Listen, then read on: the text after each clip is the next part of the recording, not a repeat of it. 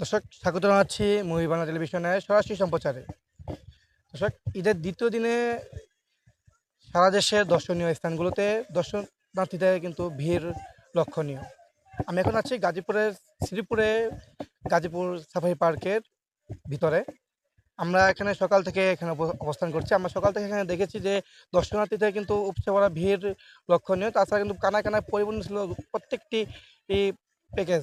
আমরা কিন্তু দেখেছি যে গেট থেকে শুরু করে একেবারে শেষ মাথা পর্যন্ত, শেষ বলা যাবে না, মানে যতটুকু যাওয়া যায়, যতটুকু সাধারণ মানুষের জন্য উন্মুক্ত, ততটুকু কিন্তু দর্শনার্থীদের ভিড় লক্ষণীয়। আমরা যদি এখানে কয়েকজনের সাথে কথা বলি, তারা কি বলে জানবো।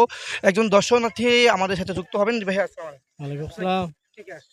আমি আসছি, আমার বাচ্চা আসছে, আমার ওয়াইফ আসছে, আমার আর বোনের আসছে। এখানে এসে কি দেখলেন? দেখলাম, অনেক কিছুই দেখলাম। মানে আপনার কি কি দেখলেন?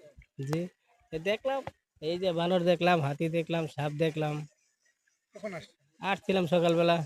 আপনার সময়টা কিরকম কেটেছে? সময়টা ভালোই কাটছে, আনন্দময়ী।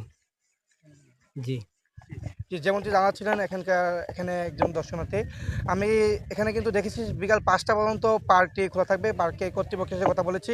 তারা জানিয়েছেন যে দর্শনার্থীদের জন্য কিন্তু যথেষ্ট পরিমাণ নিরাপত্তার ব্যবস্থা করা হয়েছে। তাছাড়া ভিতরে কিন্তু আমরা দেখেছি যে প্রত্যেকটি কোণায় কিন্তু দর্শনার্থীদের ভিড় লক্ষণীয় ছিল।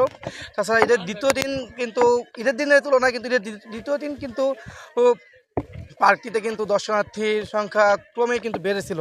আমরা এখানে কয়েকজন যে কটেজের যে টিকিট বিক্রি করে তাদের সাথে কথা বলেছি। তারা জানিয়েছেন যে দর্শনার্থীদের বাজেটের ভিতরে থাকার জন্য তারা কিন্তু প্যাকেজ সিস্টেম করেছে, যেমন ৫টি ৭টি ১০টি এরকম প্যাকেজ সিস্টেম করে, যাতে দর্শনার্থীরা তারা তাদের সাধ্য মতো ঘোরাফেরা করতে পারে এবং ঈদের আনন্দ তারা ভাগাভাগি করতে পারে।